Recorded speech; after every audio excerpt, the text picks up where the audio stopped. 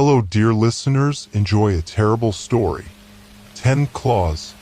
The 10 Claws is a scary horror story about a town that is plagued by a mysterious monster that kills sheep, cows, and even humans. It is also known as the 10 Holes. 10 Claws. Many years ago, a small village in Germany was held in the grip of terror.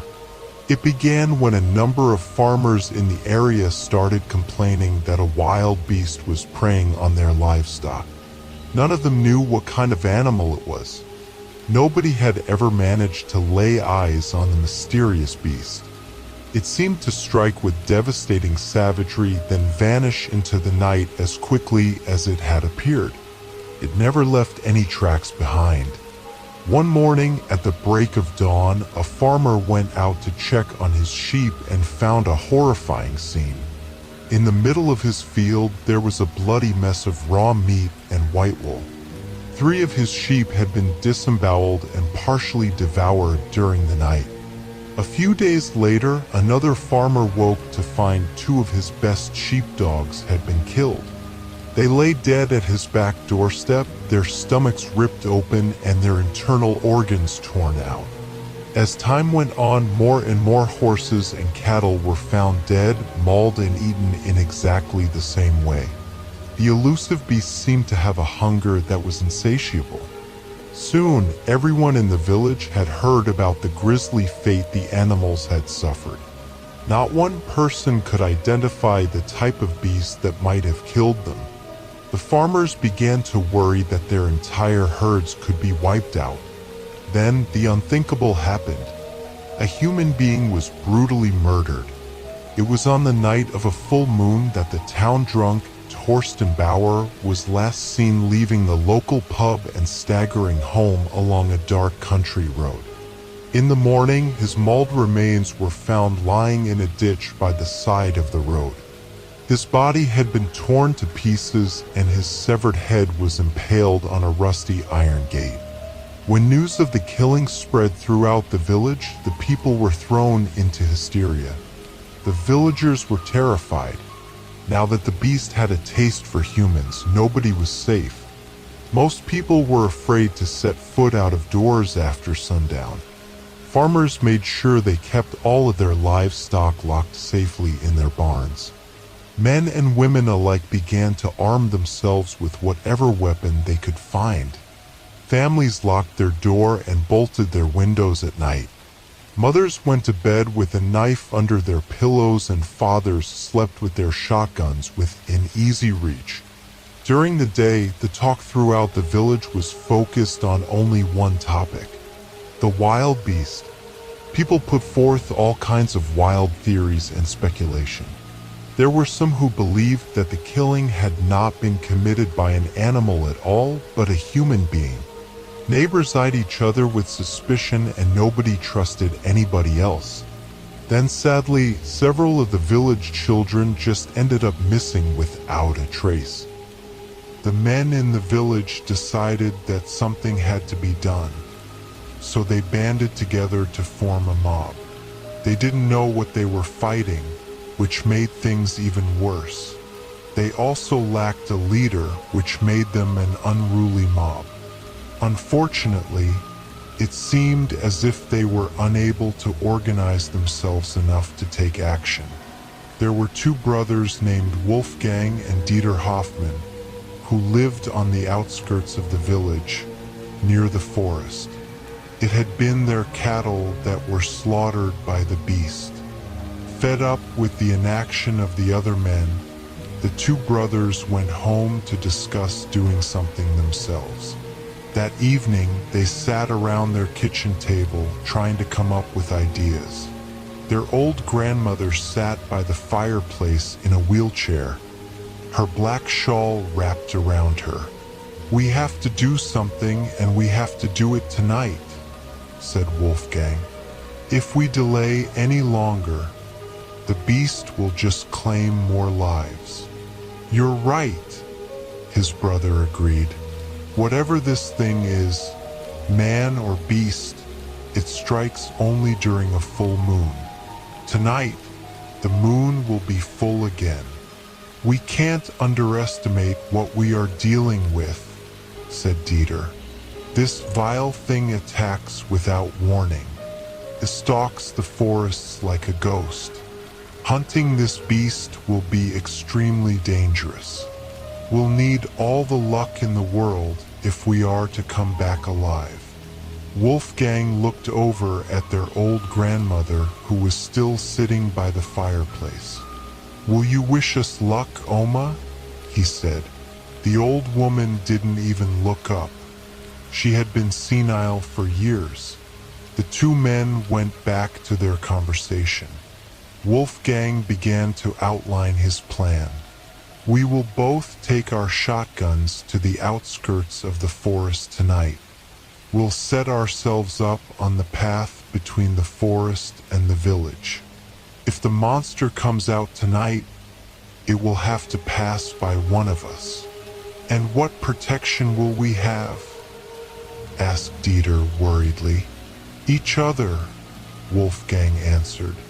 "We'll stay within shouting distance of each other, and we'll keep our backs to the village so that we face the forest and the wild beast.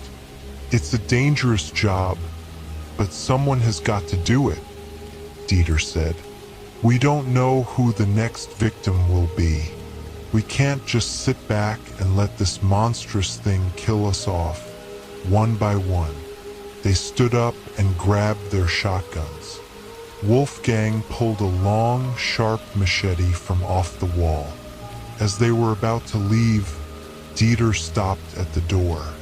"Don't worry about us, Oma," he said. "We'll come back to you alive." Outside, the night was pitch black and silent. The full moon hung low in the western sky. They set out, walking toward the forest. As they drew near to where they had planned to station themselves, Dieter whispered, "I wonder what it looks like?" "I've been thinking about that myself," Wolfgang said.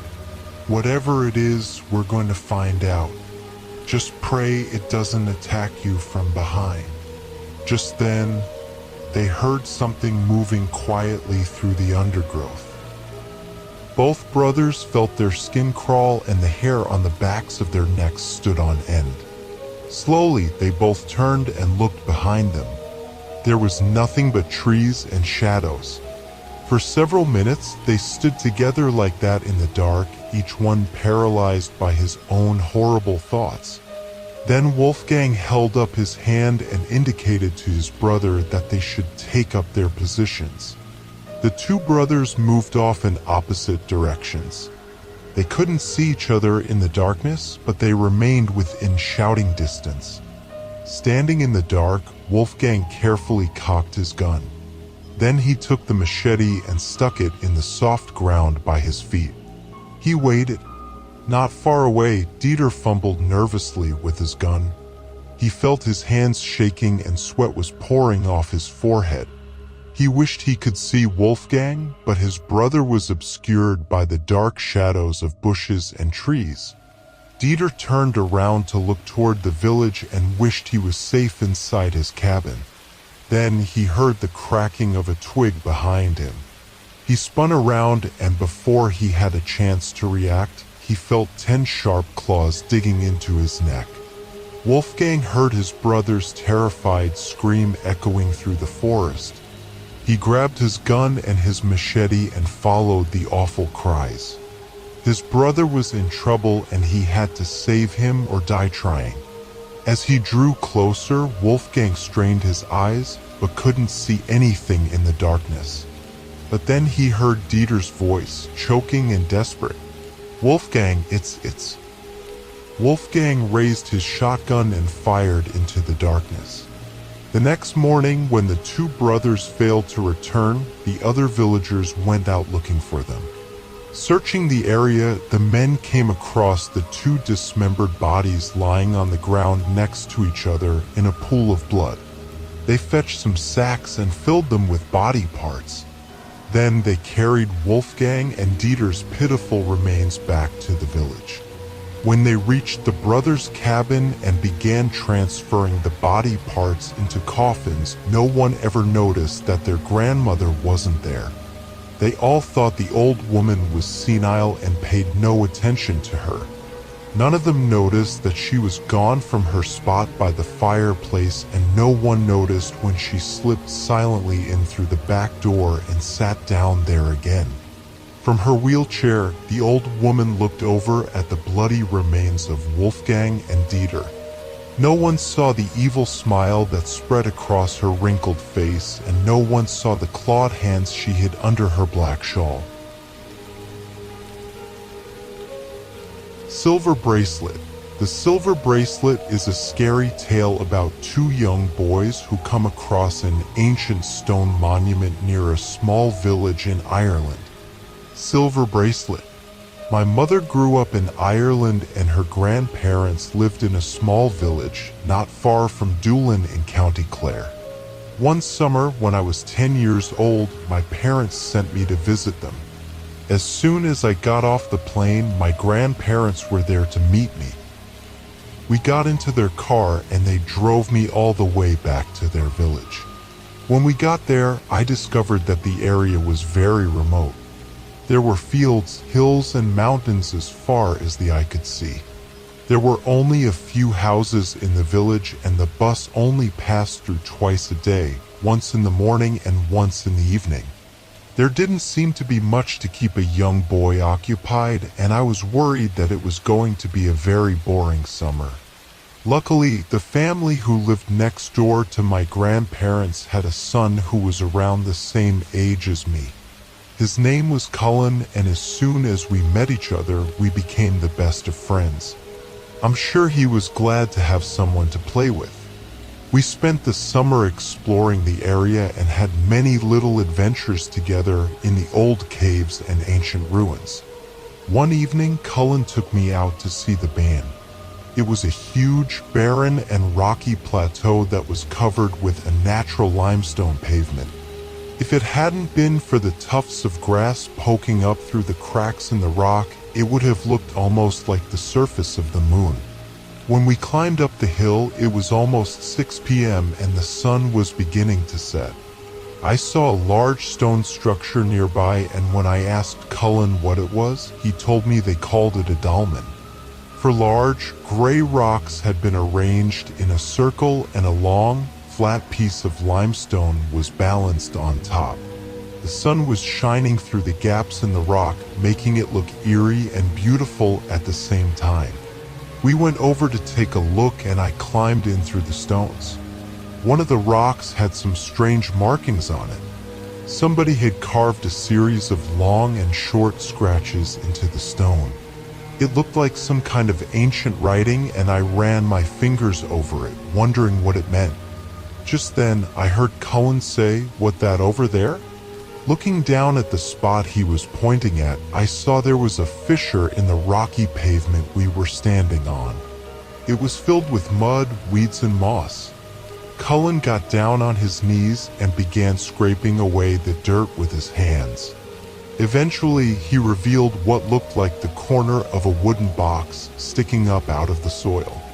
All of a sudden, I got an uneasy feeling in the pit of my stomach. "Let's go home," I said, standing up. "This is kind of spooky." Cullen ignored me and kept digging and tugging at the wooden box until it came free. It was wrapped in rags, and when he held it up, I could make out some kind of ancient writing on the cloth. "Give me a look at that," I said, and I took the wooden box from him. I couldn't make any sense of it. The writing wasn't in any language I had ever heard of. I tried to open the box, but try as I might, I couldn't budge the clasp on the front. It seemed to have been sealed shut. Cullen grabbed the box out of my hands. "I'm the one who found it," he said. "It belongs to me." He began bashing it against the large stones until it finally shattered. As he prized the broken pieces apart, something fell out and clattered against the stones at our feet. It was a silver bracelet. Cullen picked it up, spat on his fingers, and began rubbing it. The mud came off, revealing a strange design on the shining metal surface beneath. There was something very creepy about it. "I bet this is worth a fortune," said Cullen as he tried to put the bracelet around his wrist. Suddenly, I had a very bad feeling. "Don't do that," I cried, but it was too late. The moment that Cullen put on the silver bracelet, a haunting cry echoed around the surrounding area. It sounded like some kind of bird or animal screaming. For a few moments, we looked around. In the light of the setting sun, the area took on a spooky atmosphere. We were so creeped out that we took off running and didn't stop until we were almost home. Cullen tried to take off the bracelet, but it was clasped too tightly around his wrist. We said our goodbyes and arranged to meet up the next day. Later that night, I getting ready for bed when I heard the sound of screams coming from somewhere outside. I listened as my grandmother got out of bed and muttered, "Who could be making all that racket at this time of the night?" The screams continued and she shouted out for my grandfather. There was something in the tone of her voice that was unnerving. I poked my head out the bedroom door as my grandfather put on his dressing gown and hurried downstairs. He picked up the phone and tried to call someone. I stood at the top of the stairs, unsure of what was going on. A few minutes later, he hung up, and when he turned around, his face was pale. "Those screams were coming from your friend Cullen's house," he said. "They're not answering their phone." I swallowed hard. My grandfather stared at me for a moment, eyeing me suspiciously. "What were you and Cullen up to today?" he asked. Frightened, I began to stammer, "And nothing. We just went up to the band. That's all." "What were you messing about with up there?" he asked. "Quick now. Tell me, what did you do?" I decided to tell the truth, and the words came tumbling out of my mouth. "We were messing around the dolmen up there. We found something buried under it. This old wooden box was sticking up out of the ground." Cullen busted it open. "Dear God," he exclaimed, exchanging a worried look with my grandmother. "And what was it you found inside?" "Just a silver bracelet," I replied. Cullen put it on. "He was wearing it last time I saw him." "Come on. Get dressed," my grandfather barked. "We'll have to check on them. There's something going on next door and it doesn't sound good." I threw on my clothes as fast as I could and accompanied my grandfather as he hurried outside. My grandmother followed close behind, still in her dressing gown. The screams had stopped and the night was eerily silent. All we could hear was the sound of crickets chirping. The front door of Cullen's house was standing ajar. When we opened it and stepped inside, there was an unpleasant smell in the air. At the time, I didn't know what it was, but when I think back now, I realize it was the stench of death. The telephone had been ripped out of the wall and lay on the carpet in the hallway. When we entered the living room, the smell was even stronger. Cullen was lying there, slumped in the corner. He was conscious, but his eyes seemed to be glazed over and white foam was drooling from his mouth. My grandfather came to a sudden stop and held me back. In the middle of the floor lay the dead bodies of Cullen's parents. They had been stabbed to death. The scene was so horrible I couldn't bear to look at it a moment longer. My grandmother was behind me and she shielded my eyes. "Call the police, Maureen," whispered my grandfather. Grandma nodded tearfully and hurried off. My eyes traveled back to Cullen. He was holding a bloody knife in his left hand. His arm was moving back and forth in a jerky motion, stabbing the wall and the carpet. The movement appeared to be involuntary, as if he had no control over it.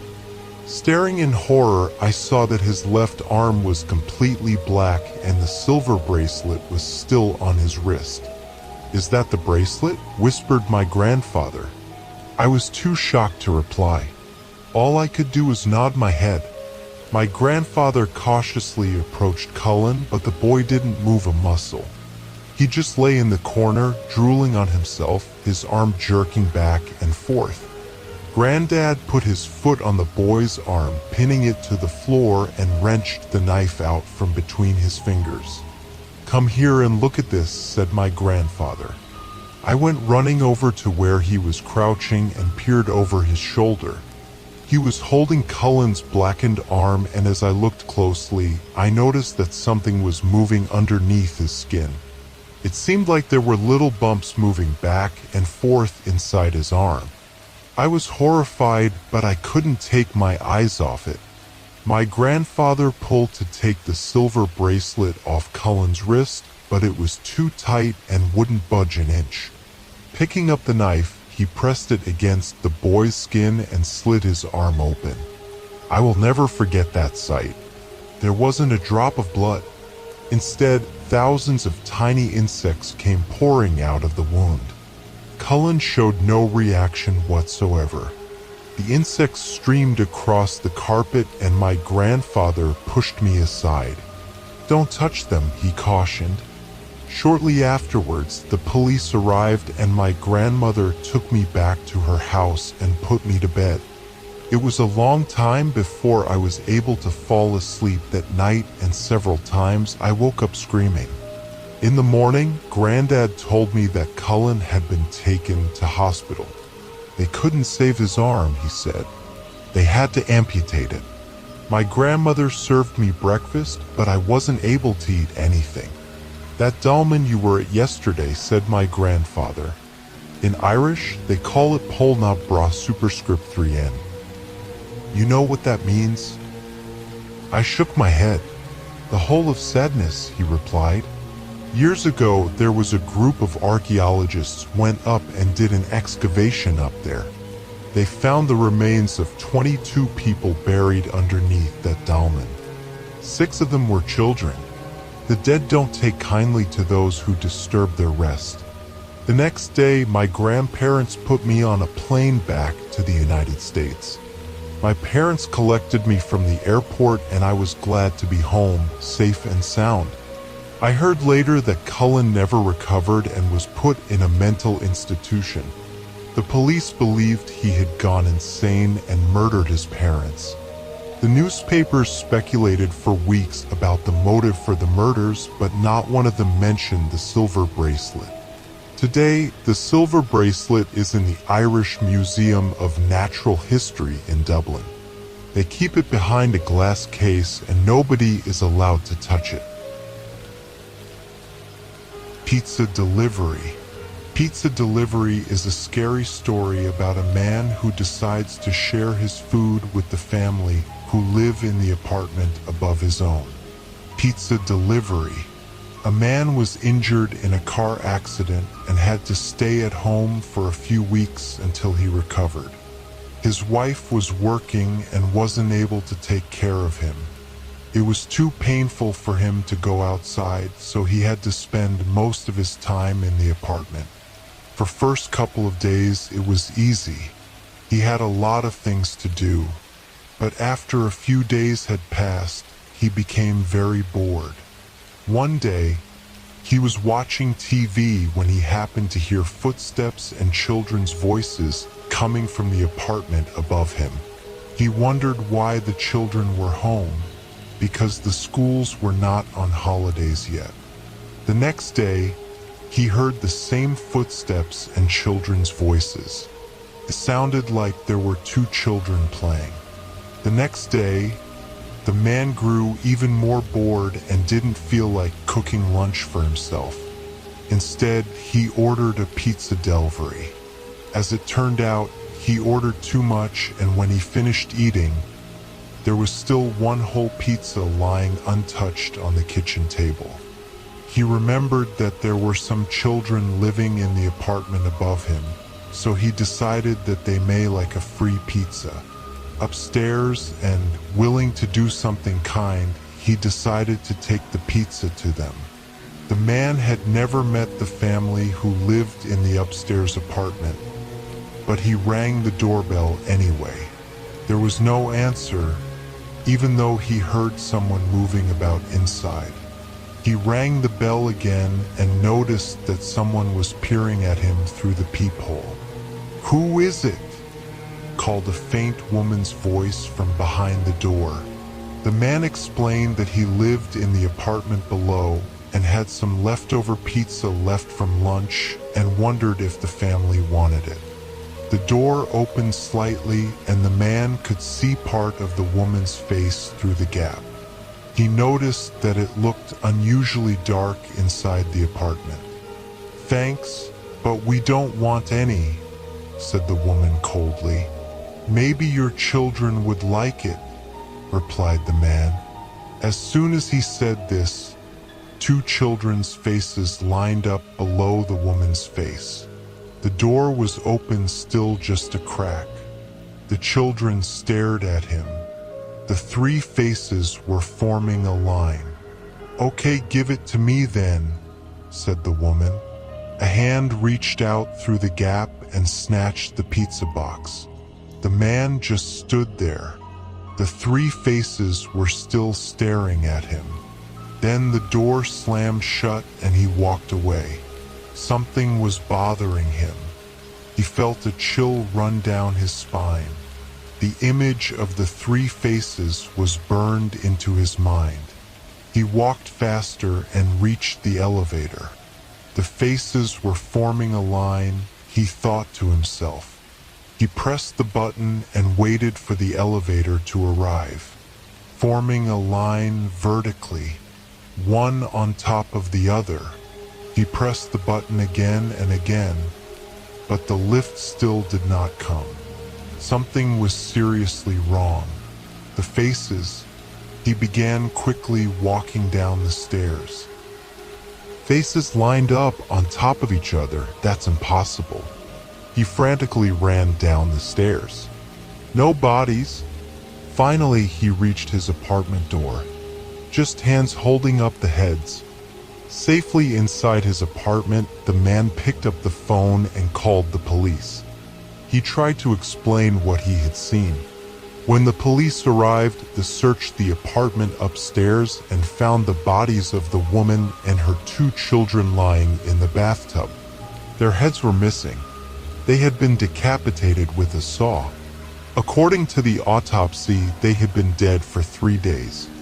The police found the woman's husband hiding in a wardrobe. His hands were covered in blood and he had gone completely insane. He kept trying to convince the police officers that his wife and kids were still alive. They found an uneaten pizza sitting on the kitchen table. Demon Eyes. Demon Eyes is a creepy story about an old church with a detailed fresco that contains a vivid depiction of the horrors of hell. Demon Eyes.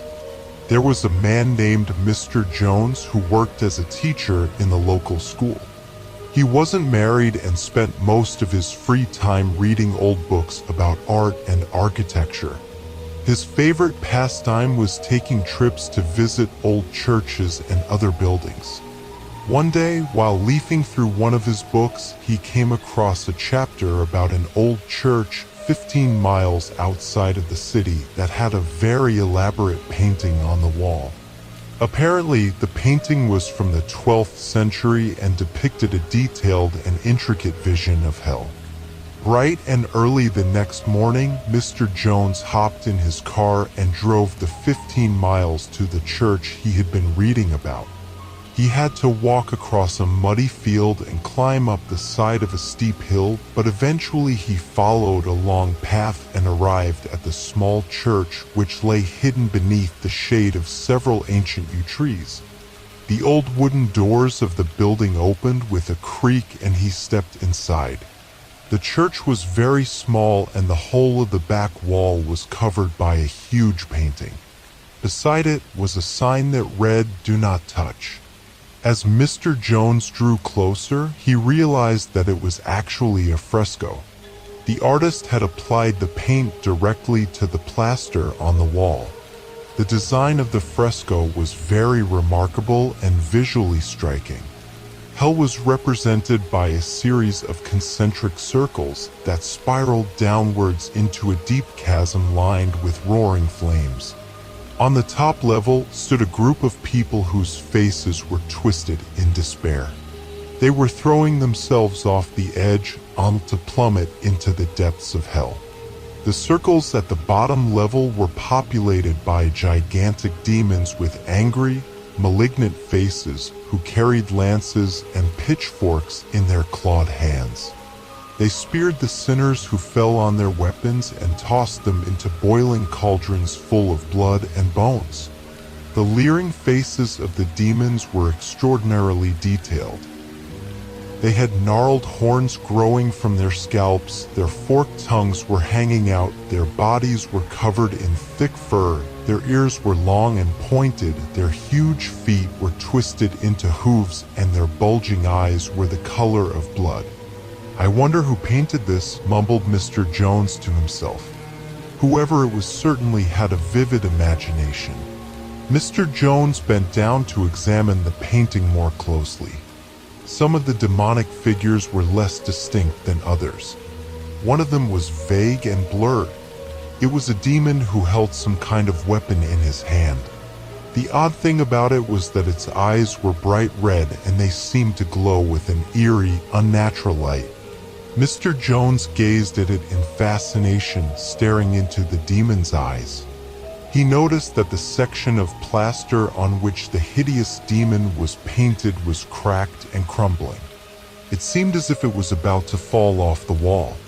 Without thinking, Mr. Jones reached out and touched it. The fragment suddenly broke off and fell to the ground, leaving a small hole in the fresco. Mr. Jones was horrified. He had accidentally destroyed part of an ancient and priceless artwork. He was an unintentional vandal. He felt like a mischievous child who had accidentally broken his mother's best vase. Worried that someone would discover the damage and blame him, Mr. Jones quickly left the church and went home.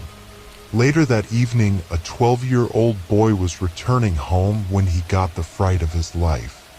He was walking along the path opposite the old church. It was growing dark and the path was bordered by thick bushes on both sides. All of a sudden he heard a rustling noise in the undergrowth behind him.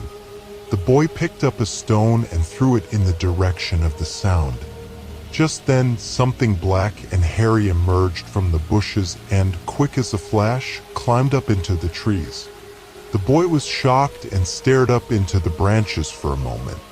He caught sight of two eyes staring down at him, two horrible, glowing red eyes. Terrified, he ran off down the path and didn't dare to stop until he reached his mother's cottage. That night, as Mr. Jones lay sleeping in his bed, he had a horrible nightmare. He found himself standing in a field in the middle of nowhere. The light was quickly fading and, in front of him, there was a great slab of stone which resembled an altar.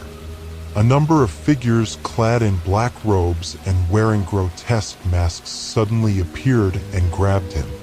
He struggled, but he couldn't escape their clutches. They dragged him to the altar, held up a silver goblet, and forced him to drink from it. Suddenly, one of the figures tore off its mask, revealing the leering face of the demon in the fresco. Mr. Jones awoke in a cold sweat. His heart was pounding, and it took him a long time to calm down and reassure himself that it had all been a dream. The next morning, as he ate breakfast, he wondered what had caused him to have such a strange and disturbing nightmare. Perhaps, he thought, it was the guilt he felt about destroying part of the fresco in the church. After he finished his breakfast, Mr. Jones drove out to the old church again. Leaving his car in the parking lot, he crossed the muddy field, climbed the hill, and walked along the path until he came to the old building. When he arrived, he found a priest sitting in the pews, saying the rosary. Mr. Jones glanced nervously at the fresco, his eyes seeking out the spot where the damage had been done. The light was too dim for him to distinguish any details. Walking over to the priest, he tapped him lightly on the shoulder and asked, in a faltering voice, "Could I have a word with you, Father?" The priest looked up in surprise and said, "Yes? What can I do for you?" "It is about the fresco," continued Mr. Jones. "I was in the church yesterday and something happened. There was an accident." "An accident?" repeated the priest in astonishment. "I don't know why I did it, but I touched the fresco." "What? You touched the fresco?" interrupted the priest angrily. He leaped to his feet. "You mean to tell me you didn't see the sign instructing you not to touch it?" "I am very sorry," said Mr. Jones, hanging his head. "What damage did you do?" asked the priest, trying not to lose his temper. He walked over to the fresco and gazed at it anxiously.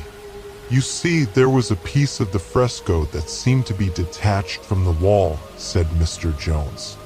"It was a piece with a demon painted on it. That piece over there." He pointed to the gap in the fresco where the plaster had fallen off. Then he stared at the piece of plaster that was lying on the floor. Where was the demon? The section of plaster was completely blank. "It's gone!" exclaimed Mr. Jones in amazement. He picked up the piece of plaster and turned it over in his hands, but there was nothing on either side. The priest grabbed the fragment of plaster and yelled, "Don't touch it, you idiot. You'll only do more damage." He was shaking with rage and seemed as if he was about to strike Mr. Jones. "Damn fool!" shouted the priest, "Get out of my presence. How dare you destroy this priceless work of art?" With that, he grabbed Mr. Jones by the scruff of the neck and hustled him out of the church. Then he slammed the door of the church behind him. Mr. Jones retraced his steps slowly along the path, down the hill and across the field until he reached the parking lot. He sat inside his car and put his head in his hands. He didn't feel very well. His head was throbbing and his stomach felt like it was churning. Later that afternoon, Mr. Jones woke to find himself lying in the muddy field. He had no memory of how he had wound up there. Picking himself up off the ground, he tried to brush off the dried mud as best he could. Then he made his way back to his car and drove home. For the rest of the evening and the whole of the next day, he lay in bed, barely able to move. He felt like he was recovering from a serious illness. Nevertheless, he went to work on Monday and taught the students in his school. Naturally, he said nothing to anybody about his experiences during the weekend. On Tuesday morning, however, as he read his newspaper at breakfast, he was shocked to see the headline. It read, "Priest mysteriously killed outside church." Scanning through the article, Mr. Jones felt his heart leap in his chest. The priest he had met only a few days before at the old church had been found dead under mysterious circumstances. The body was discovered lying on an ancient slab of stone. The police believed he had been attacked by a large wild animal because his body was torn open and his internal organs had been ripped out and partially devoured. The article noted that the face of the corpse was contorted in an expression of terror. Mr. Jones sat staring at his newspaper while his breakfast grew cold. When he looked down at his hands, he noticed that there was something dark and red caked under his fingernails. Black Spider. The Black Spider is a scary ghost story about a family in Ireland who rent a house where an old man once disappeared. It is inspired by an old Irish ghost story recorded by Henry de Vere Stackpole. Black Spider. Many years ago, in the town of Ennis in County Clare, on the west coast of Ireland, there lived a man named Sir Michael Carey. The locals nicknamed him the Black Spider on account of his personality and general makeup. He lived all alone in Carey House, an old mansion on the outskirts of the town, and he seldom left his home or spoke to any of his neighbors. One dark night, there was a fierce storm that shook the windows and rattled the doors of every house in Ennis. The next morning, the black spider had disappeared and nobody knew what had happened to him. His house was simply abandoned and there was no trace of him to be found. Since he had no close family, the house was auctioned off to the highest bidder to pay off the old man's debts.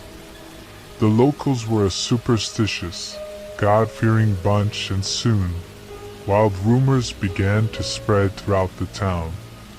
According to the legend, that dark and stormy night, the devil had come to Ennis and spirited the old man away, leaving neither hide nor hair of him behind. The abandoned Carey house gained a fearful reputation, and many people believed it was haunted by the ghost of the black spider. The man who bought the house tried to rent it out, but nobody would dare to spend the night in it. The house lay empty for many years and everybody for miles around avoided it like the plague. Eventually, the old house was rented by a wealthy family from Dublin by the name of Leftwich. They owned a grocer's shop and there was almost a dozen children, mostly boys and one girl. The oldest child was a tall, red-headed strip of a girl named Nora who helped her mother with the cooking and took care of her younger siblings. The youngest child was named Patrick, and he was not even the height of your knee. The family lived in the house while the father remained in Dublin, taking care of the shop. The rent was only £20 a year, but the owner had warned them not to go near the attic bedroom. He said there were rats in the attic and they couldn't be gotten rid of. So that was the reason the rent was so low. He warned them to keep the door to the attic shut and to ignore any noises the rats made at night. The family lived there for a full month without any problems. Then, one day, something very strange happened.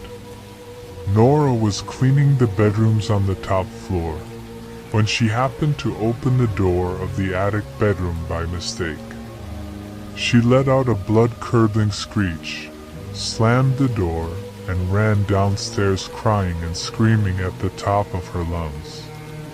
When her mother saw her, she tried to calm her down, but it was no use.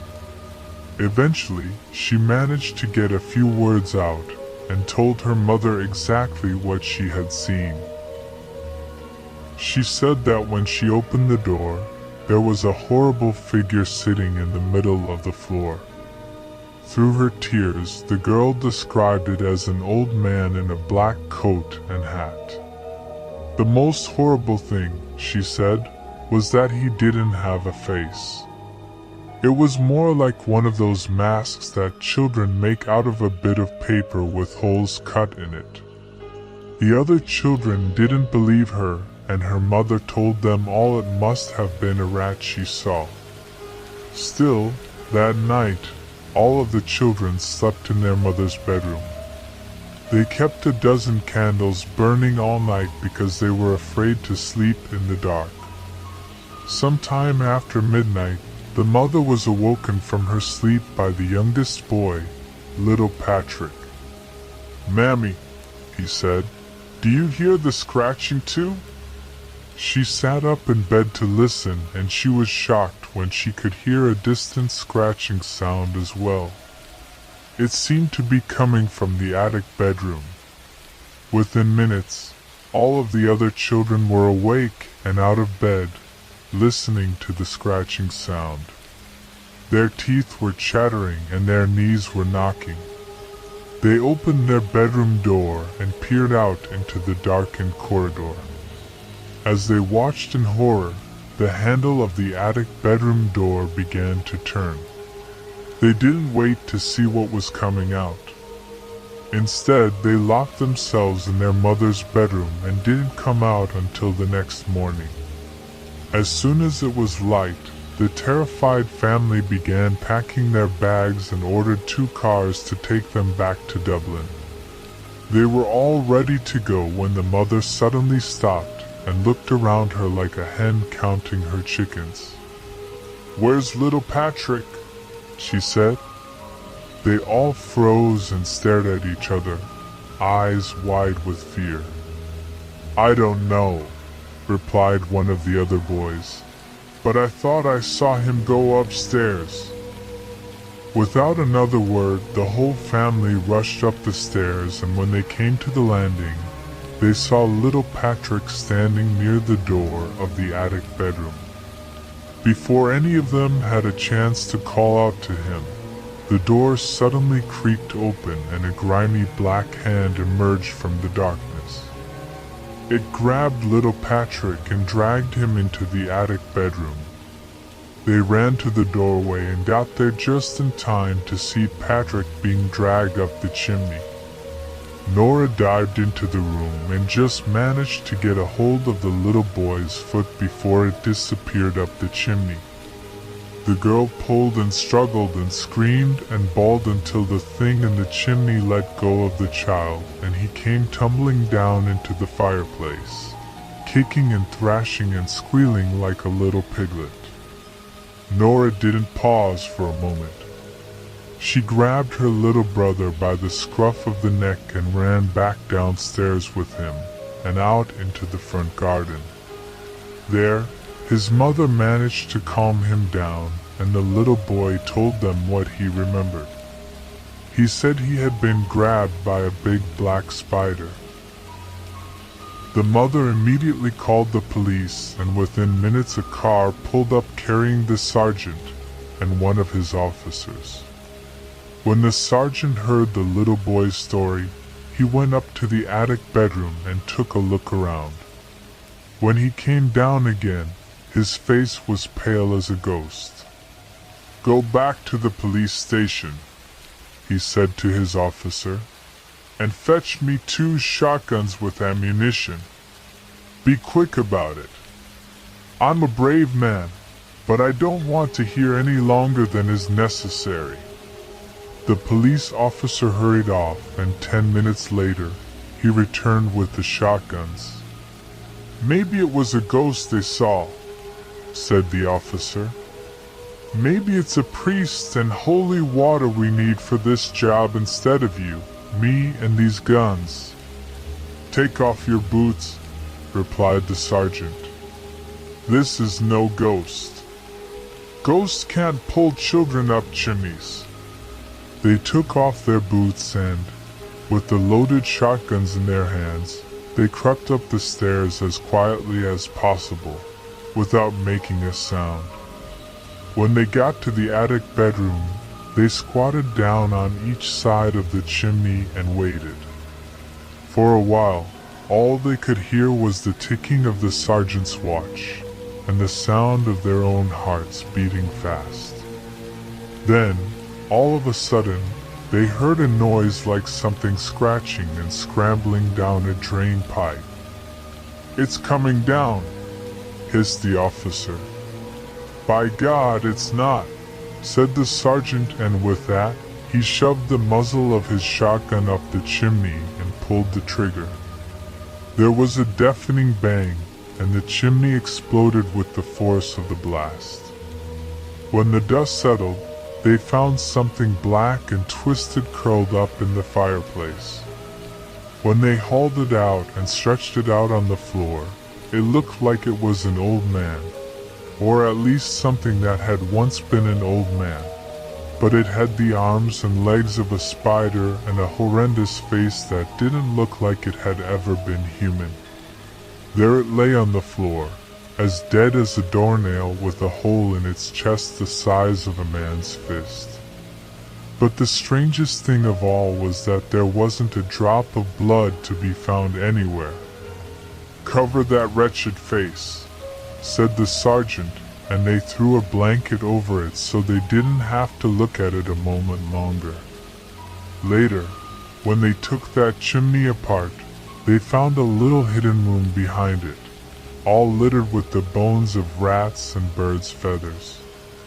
The police determined that the room had been secretly put there by Sir Michael Carey when he built the house, and he had been living in it for years, ever since he supposedly disappeared. He must have been over 100 years old. They say at night, he would come out scavenging for food, and they say they found the bones of small children in the hidden room as well. After that, they set the house on fire and burned it to the ground. Today, all that's left of it are some charred stone walls among the trees.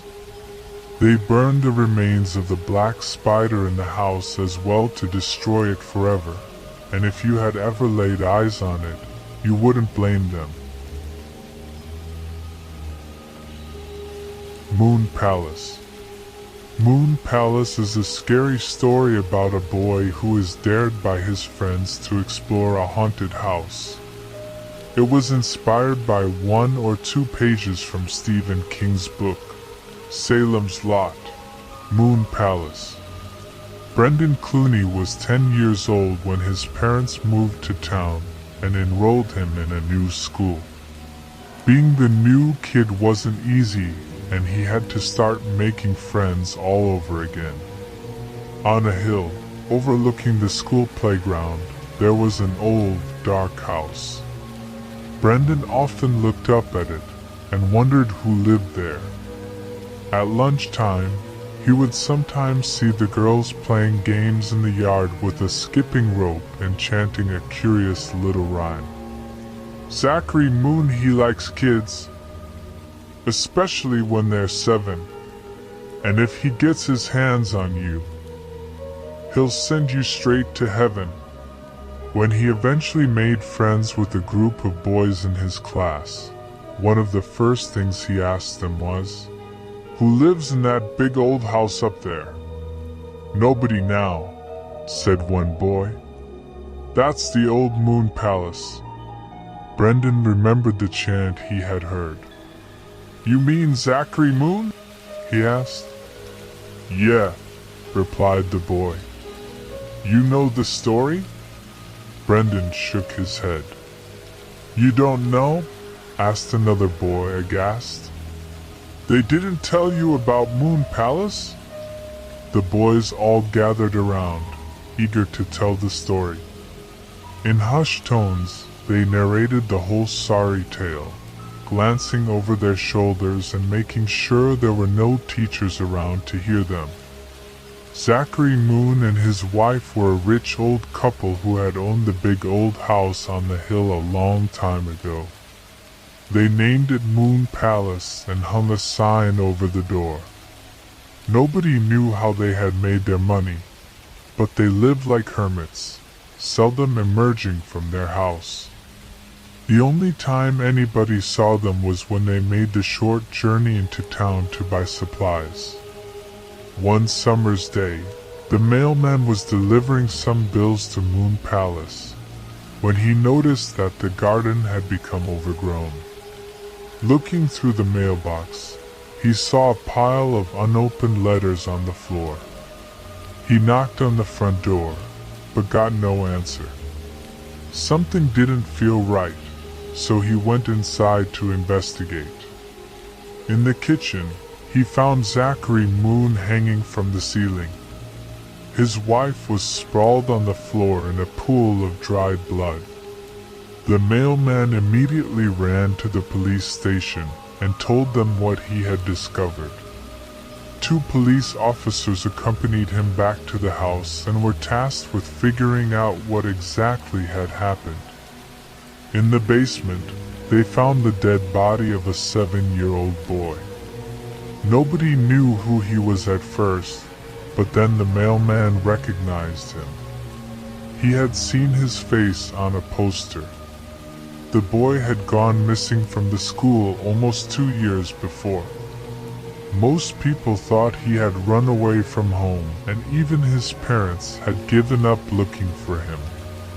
As far as the police could tell, Zachary Moon had probably kidnapped the young boy and kept him gagged and chained up in the cellar.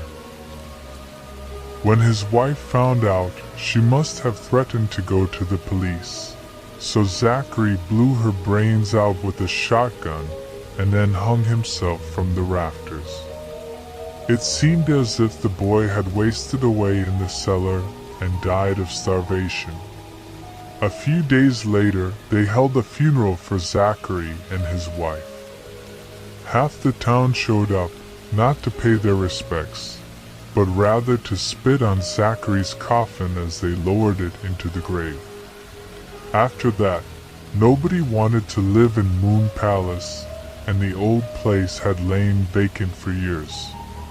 Brendan felt the hair on the back of his neck stand up when he thought of that 7-year-old boy, cowering all alone in a pitch-black cellar, waiting for a rescue that never came. Who could do such a thing to a child, he wondered. That evening, his new friends brought him out to the woods to show him their tree house. They told him he could be a member of their gang, but first, he would have to pass the test. "What's the test?" he asked suspiciously. Sly smiles spread across the faces of the other boys. "You have to go into Moon Palace," they said in unison. "And you have to stand in the kitchen for 1 whole minute." At first, Brendan refused to go, but he was afraid of losing their friendship and eventually agreed. That night, they set out for the old house on the hill. Silhouetted against the night sky, the dark building seemed imposing, and the fence posts, in the moonlight, looked like bones. The front door was locked, and most of the windows were boarded up. Sneaking around to the back of the house, they found a small window that was open. The boys gave Brendan a leg up and helped him climb through. Jumping down from the windowsill, he landed on the dusty wooden floor. The house smelled of mildew and dry rot. It was full of junk and moldering rubbish. Stacks of old, yellowed newspapers lined the walls. His heart was thudding heavily in his chest as he looked around. There was a table and chairs in the front room which was covered in spider webs. In the center stood a candelabra, and there was a box of matches beside it. Brendan picked it up, struck a match, and lit the candles. Shaking with fear, he crept cautiously down the hallway. He could hear the house creaking and settling around, and the sound of insects or rodents scuttling away in the darkness, nesting in the walls or hibernating under the floorboards. Now, he could smell something else. Something bad and rancid, like rotting meat. The hallway was long and narrow, and he kept thinking he heard footsteps behind him. He was afraid to turn around because of what he might see.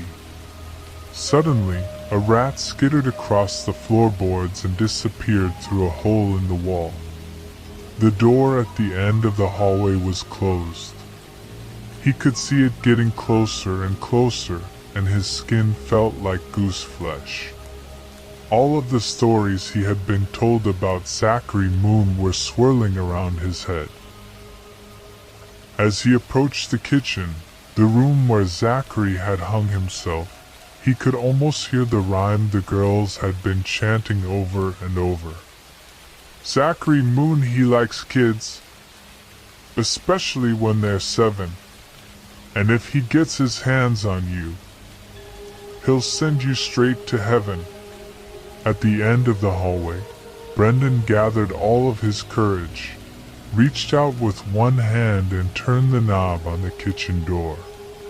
With a shrill creak, the slowly opened. There, in the darkness, hung the figure of a man. He already knew who it was. Terror left him frozen to the spot as it swung back and forth. It was Zachary Moon. The ghastly face was illuminated for a moment. The frayed hangman's noose was wrapped tightly around the neck. The eyes were shut and the skin was all purple. A black, swollen tongue hung from his mouth. As he stared in horror, Brendan heard a faint voice calling, "Help me! Help me!" Then the figure opened its eyes. Brendan let out a terrified scream and ran as fast as he could, tossing the candelabra away. When he reached the back window, he jumped straight through, catching his foot on the frame and falling head over heels on the wet grass outside. He scrambled to his feet and took off running. When the other boys saw his pale, haunted face, they took off running after him and didn't stop until they reached Brendan's house. Running into the house, he found his parents sitting in the living room, watching television. In a shaking voice, he tried to tell them what he had seen, but they didn't believe him. They attempted to calm him down and assured him that there was nothing in Moon Palace to be scared of. Then, it suddenly occurred to Brendan, the voice he had heard. It was the voice of a child. Grabbing his father by the arm, he said, "I think there's someone trapped in that house." Finally, he managed to convince his parents to call the police. 2 officers were dispatched from the police station, and they reluctantly undertook a search of the Moon Palace. In the cellar, they got the shock of their lives when their flashlights came to a rest on the cowering figure of a little boy. He couldn't have been more than 7 years old. His hands and feet had been shackled and he was chained to a rusty pipe. The boy was rescued and returned to his parents. He wasn't able to tell the police who had abducted him. All he kept saying was, "His tongue was black, his tongue was black, his tongue was black." For months afterwards, Brendan slept with the light on in his bedroom. His dreams were haunted by the memory of opening that kitchen door and seeing the moldering corpse hanging there. In every nightmare, he would see the dangling figure suddenly opening its hideous puffed eyes. Then, he would turn and run back down the long, winding hallway, screaming in terror, until he came to the back window. In every nightmare, he found the window locked and would suddenly wake up shivering and soaked in a cold sweat. Years later, the kids at school were still telling each other the story about the Moon Palace, scaring themselves half to death and adding as many grisly embellishments as their minds could conjure up.